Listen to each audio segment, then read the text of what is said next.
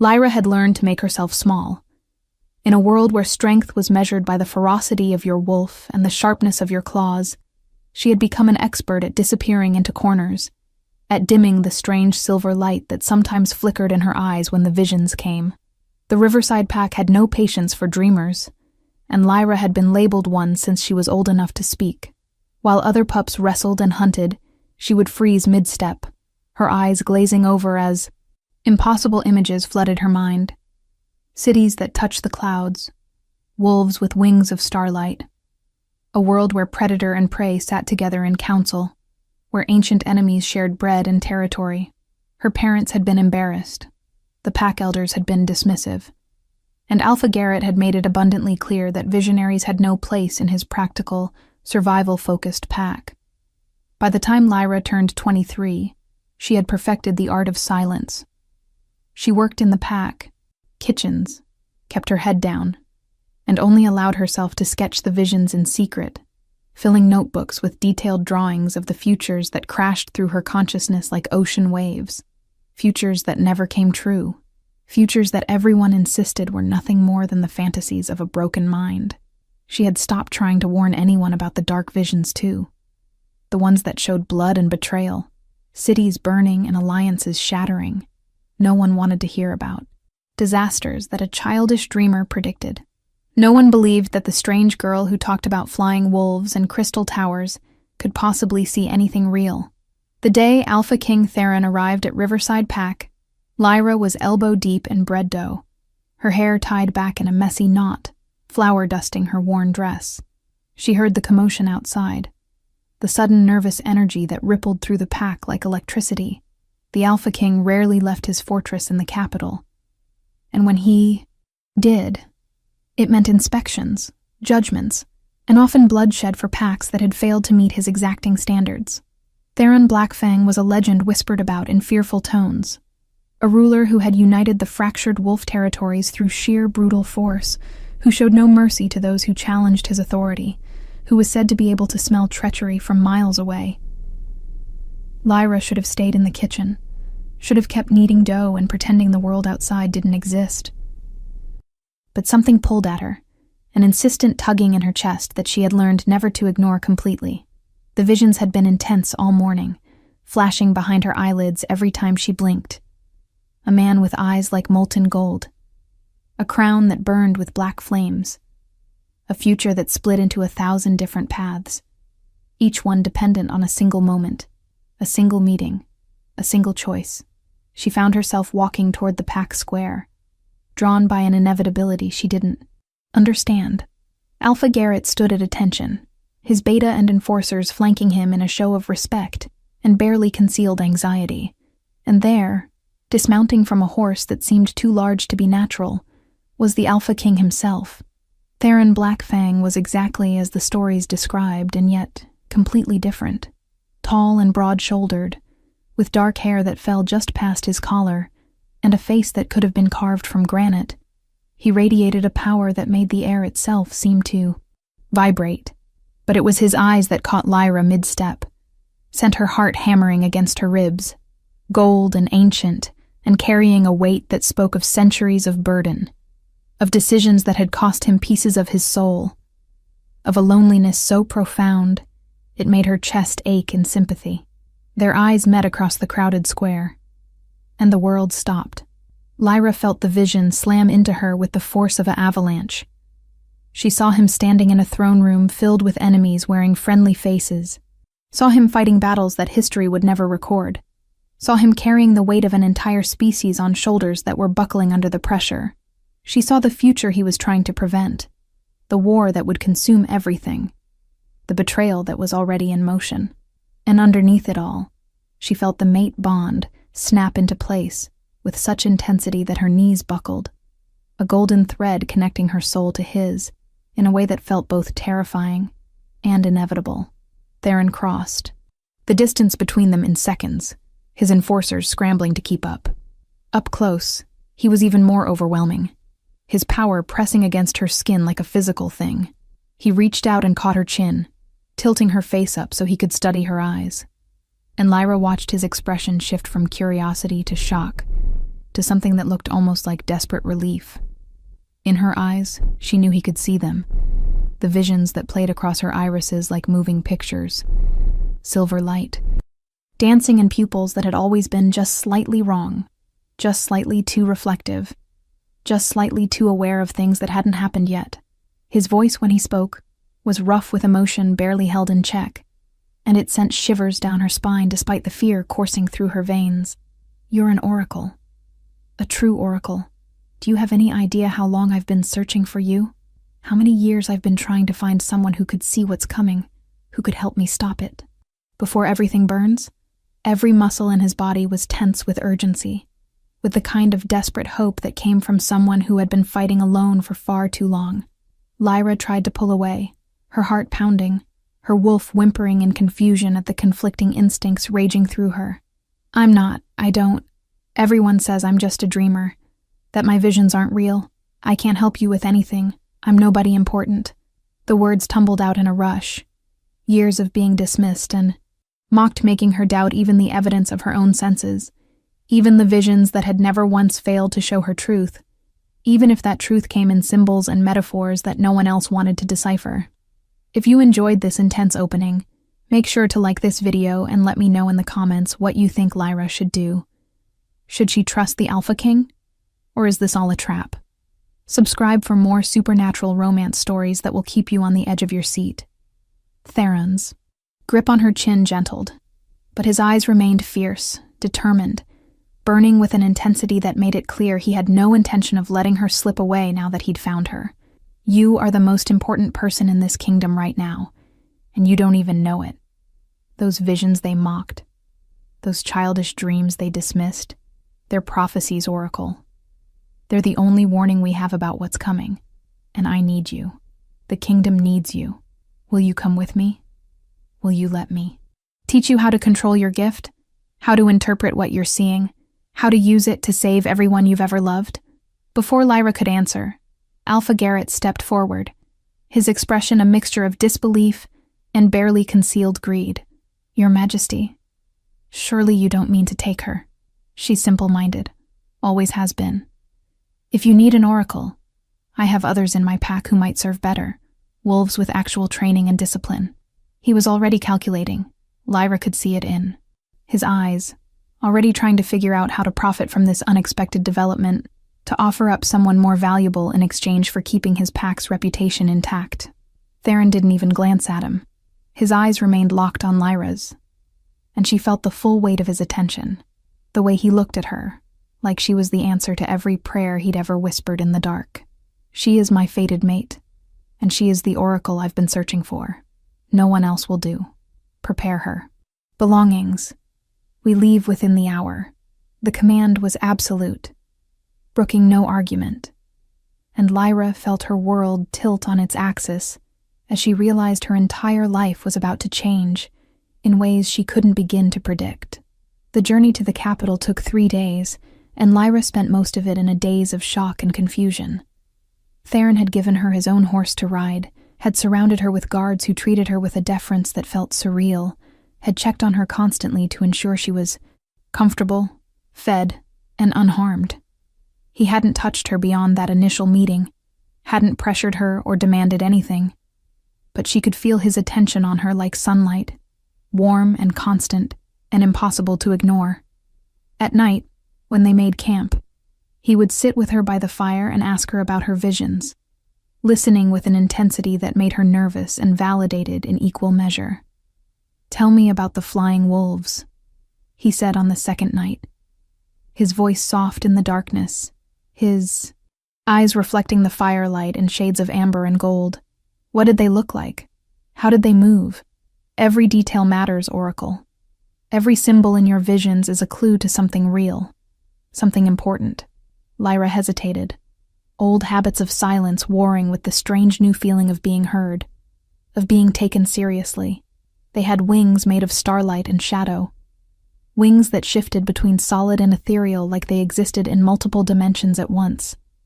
They flew in formations that made patterns in the sky, patterns that looked almost like written language, like they were spelling out messages that I couldn't quite read.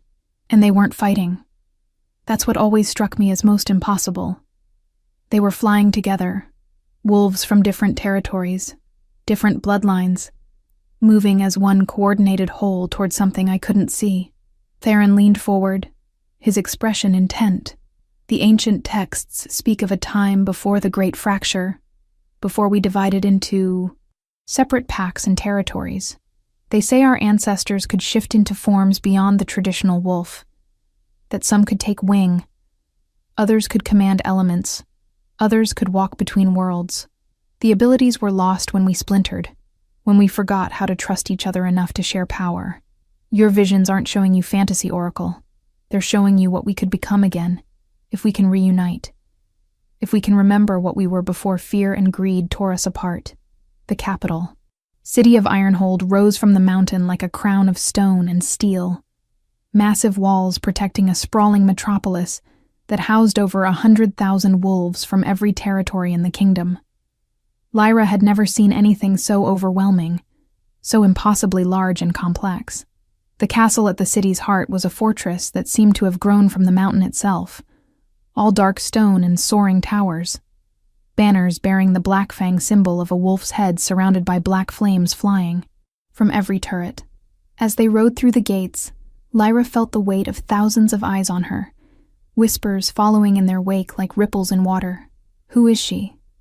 Why is she riding beside the king? Is that his mate?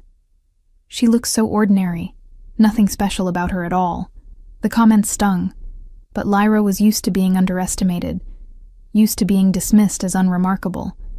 What terrified her more was the sudden spike of vision that hit her as they entered the castle courtyard, a flash of betrayal so intense it made her gasp and nearly fall from her horse.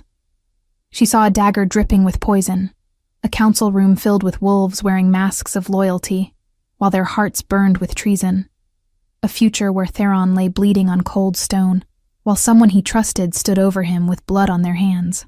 Theron was beside her in an instant, catching her before she could fall, his strong arms wrapping around her with a gentleness that seemed at odds with his fearsome reputation. "Easy, Oracle. I've got you. What did you see?" His voice was calm but urgent, and Lyra realized he'd been waiting for this, expecting her visions to reveal the threats he'd been hunting. "Betrayal," she whispered, clinging to him as the images continued to flash behind her eyes. "So much betrayal. People you trust, people close to you. They're planning something terrible, and they're hiding it behind smiles and false loyalty. I can't see faces clearly, but I can feel their intentions. They want you dead, and they want it to look like an accident, like a natural death, so the kingdom doesn't revolt." Theron's arms tightened around her briefly before he carefully set her on her feet, his hands steadying her while his eyes scanned the assembled crowd with new wariness. "Then we have work to do, Oracle, and we need to move quickly. Come, let me show you your new home. Let me introduce you to the few people I still trust, and then you're going to help me figure out which of my advisors are planning to put a knife in my back." The royal suite Theron led her to was larger than her family's entire house had been, all rich fabrics and polished wood and windows that overlooked the entire city. A team of attendants appeared immediately, offering food and hot baths and beautiful dresses that Lyra stared at in disbelief. But Theron dismissed them all with a wave, leaving just the two of them in the opulent space. And suddenly the reality of her situation came crashing down. She was alone. With the most powerful wolf in the kingdom, the male-the-mate bond insisted was hers, in rooms that were clearly meant to be shared, and she had no idea what he expected from her. Theron must have sensed her panic because he immediately put space between them, moving to stand by the window with his hands clasped behind his back, in a deliberate show of non-aggression. "I know this is overwhelming. I know I essentially kidnapped you from your pack, gave you no choice, no time to prepare. That's not how I wanted this to happen, Oracle. I wanted to court you properly, to give you time to decide if you could accept me as your mate. But we don't have time. The conspiracy I've been tracking is accelerating, and without your visions to guide me, I've been fighting blind for months. I need your help. The kingdom needs your help. But I will never force you into the mate bond. That choice is always yours, no matter what fate has decided." Lyra turned to look at him, really look at him, and for the First time she allowed herself to see past the fearsome reputation to the male beneath. He looked exhausted, she realized.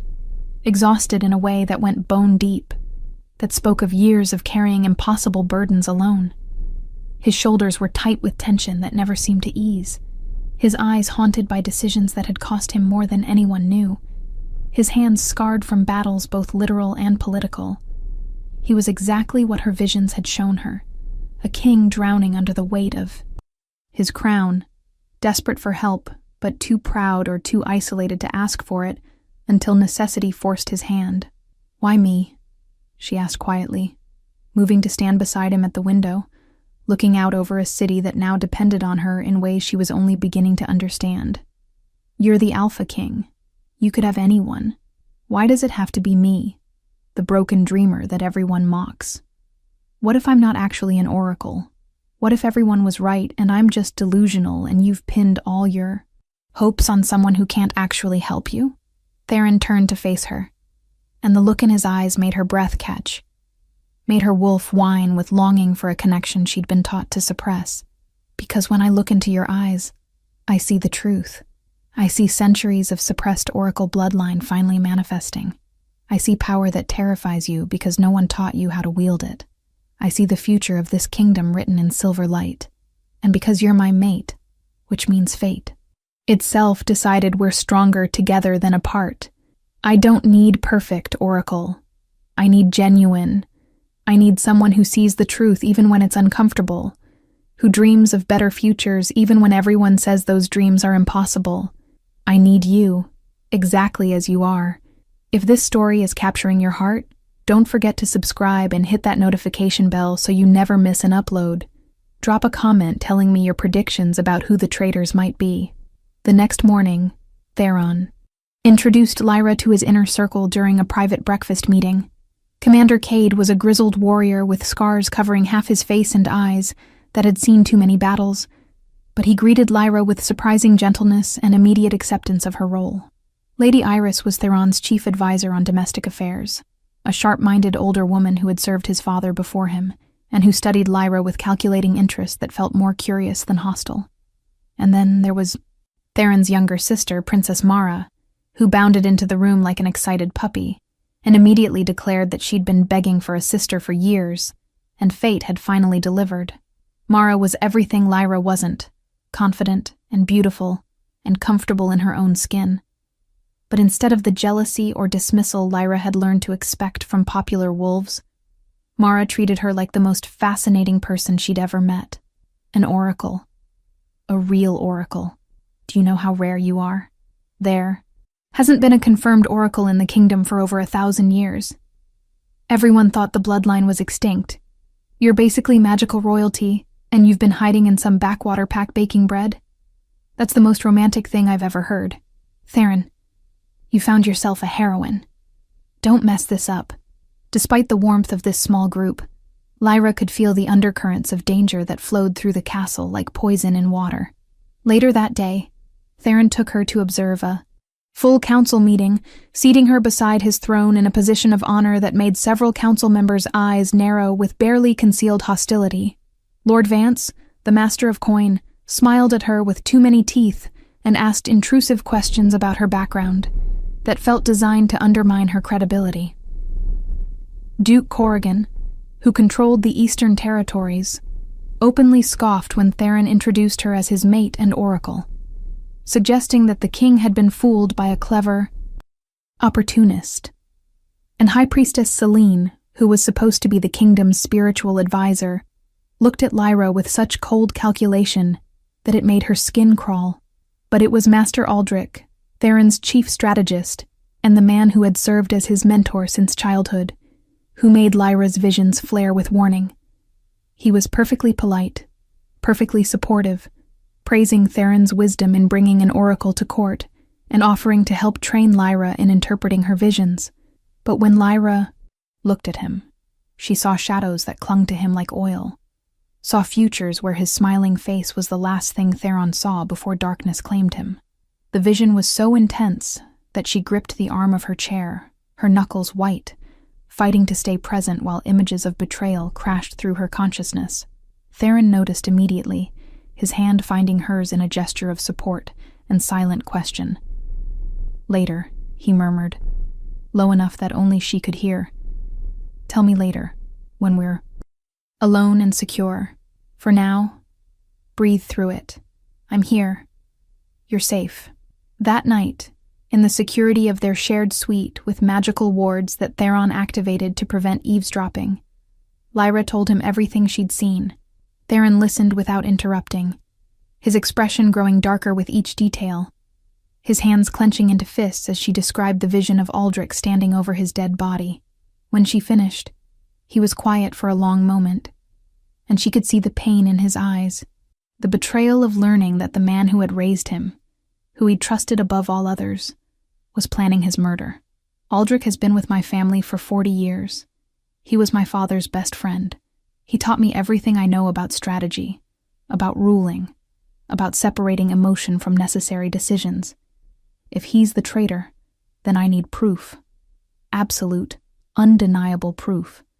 Because if I move against him without it, I'll tear the council apart. Half of them are loyal to him, would follow him into rebellion if I accused him without evidence. Your visions are truth, Oracle, but we need to make others see that truth. And that means catching him in the act." Over the following weeks, Lyra worked harder than she'd ever worked in her life. Theron brought in ancient texts about Oracle training, rare manuscripts that describe techniques for controlling and directing visions instead of being overwhelmed by them. Lady Iris taught her the subtle arts of court politics, how to read the unspoken, currents that flowed beneath polite conversation, how to identify allies and enemies by the things they didn't say. Commander Cade gave her basic combat training, insisting that an oracle who couldn't defend herself was a liability, pushing her until her muscles screamed but her confidence grew.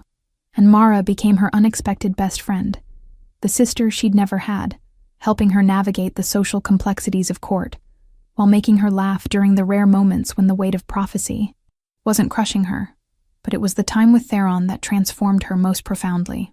Every evening he would sit with her and ask about her visions, helping her untangle the symbolic language of prophecy, teaching her to trust her instincts even when logic suggested otherwise. He shared the burden of leadership with her, explaining the complex political situations he was navigating, the difficult decisions he had to make, the constant balancing act between justice and mercy, between protecting his people and respecting their autonomy. He was nothing like the brutal tyrant the rumors painted him as. He was thoughtful and careful, agonizing over every choice that might cause harm, carrying the weight of every life lost under his rule, like personal failures. And slowly, carefully, the mate bond between them began to strengthen, not through physical intimacy, but through the deeper connection of two souls, learning to trust each other, to depend on each other, to fight for each other. Theron never pushed for more than she was ready to give, but his care for her was evident in 1,000 small ways. The way he always positioned himself between her and potential threats, the way he learned her preferences for tea and made sure her favorite blend was always available, the way he listened to her opinions with genuine respect, often implementing her suggestions even when they contradicted his own instincts, the way he looked at her like she was the most precious thing in his kingdom, like losing her would break something in him that could never be repaired. 2 months after her arrival, Lyra's visions finally gave them the opening they needed. She saw a midnight meeting in the old archives, saw Aldrich and High Priestess Selene exchanging documents and poison, heard fragments of their conspiracy to weaken Theron through slow-acting toxins, while simultaneously undermining his authority with rumors and political manipulation.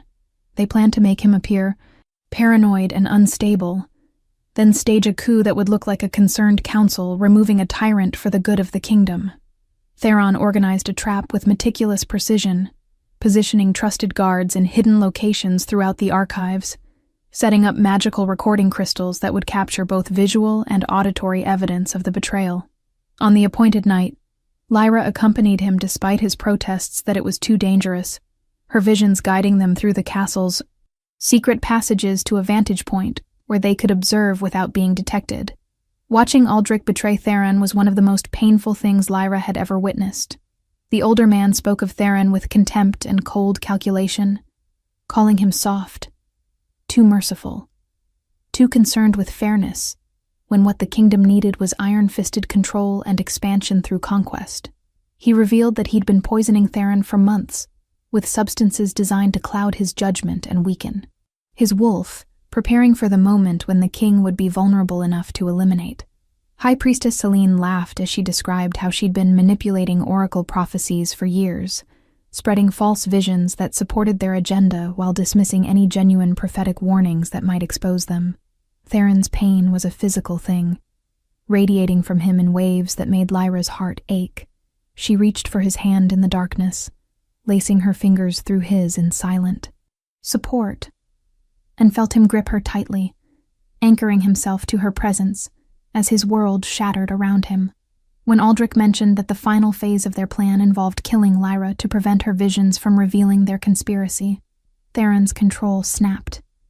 He emerged from their hiding spot like an avenging angel, his power exploding through the archive in a wave of barely controlled fury. The confrontation was brutal and swift. Aldrich tried to fight, tried to justify his betrayal, with claims that he was saving the kingdom from a weak king who would lead them to ruin. But faced with magical recordings that captured every word, with evidence of poison and conspiracy that could not be denied, his defense crumbled. High Priestess Selene attempted to flee, and was caught by Commander Cade, who had been waiting with guards to seal every exit. By dawn, both traitors were in the dungeons, and the council had been summoned for an emergency session where the evidence of their treachery would be presented. The trial lasted 3 days, and resulted in a purge that rocked the kingdom to its foundations. 7 council members were found to be complicit in the conspiracy, their betrayal driven by ambition and greed, and the belief that Theron's progressive policies were weakening traditional power structures. The executions were public and necessary, a message that treason against the crown would not be tolerated. But Lyra watched Theron carry out justice with a heavy heart, saw how each death cost him despite their guilt, how the weight of necessary violence added to the burden he already carried. In the aftermath, Theron began the work of rebuilding his council with wolves chosen for their integrity, rather than their political connections. He implemented new oversight systems designed to prevent future conspiracies, established independent bodies to investigate corruption, created protections for whistleblowers who reported abuses of power, and he publicly declared Lyra as his queen and oracle, elevating her to a position where her visions would guide kingdom policy, where her insights would be valued and recorded for future generations. The mating ceremony took place on the first day of spring, 6 months after Lyra's arrival at court. Unlike the political marriages common among royalty, theirs was a celebration of genuine partnership, of 2 souls who had found each other against impossible odds and chosen to face the future together. Mara cried through the entire ceremony, declaring it the most romantic thing she'd ever witnessed. Lady Iris smiled with quiet satisfaction, having watched their relationship develop from wary alliance into deep love, and Commander Cade stood guard with obvious pride, having appointed himself as Lyra's personal protector and mentor. When Theron and Lyra completed their mate bond that night, the joining of Oracle and King, it triggered something unprecedented in the kingdom's history. Power surged through both of them, ancient abilities awakening in response to their union, and for the first time in 1,000 years, Theron's wolf began to shift into something more.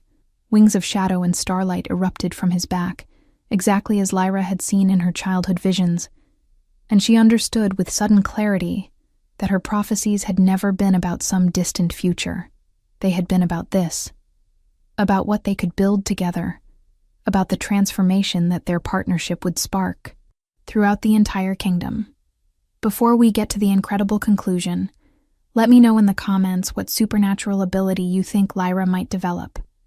And if you're loving this journey, subscribing really helps this channel grow and brings more amazing stories your way. The years that followed were marked by profound transformation. Lyra established the Oracle Academy, a school where wolves with prophetic abilities could learn to control and understand their gifts, instead of being dismissed as delusional dreamers. She traveled throughout the kingdom, identifying and recruiting young oracles who had been hiding their talents, giving them the training and validation she'd never received. Within 3 years, The kingdom had a network of seers who could provide early warning about natural disasters, economic shifts, and potential conflicts, allowing Theron to govern proactively rather than reactively. But it was Lyra's greatest vision, the one that came to her during the birth of her and Theron's first child, that changed everything. She saw the path to reuniting the fractured supernatural world, saw how the ancient abilities could be reawakened through intentional cooperation and trust between different species. She saw wolves learning to take wing, vampires rediscovering their connection to elemental magic, fae remembering how to shape reality itself, witches channeling power that had been locked away for millennia, and at the center of it all, she saw her daughter, a child born of Oracle and King, who would become the bridge between all supernatural species, the catalyst for the new age. Theron listened to her vision with the same intense focus he'd shown that first night by the campfire, and then he began the delicate work of diplomacy that would lay the groundwork for the future she'd seen. He reached out to other supernatural leaders, proposing alliances based on mutual benefit and shared knowledge rather than conquest and domination. He opened the kingdom's borders to refugees from other realms, creating safe havens where different species could interact peacefully. He established the first interspecies council, giving voice to perspectives that had been silenced for centuries. The resistance was fierce.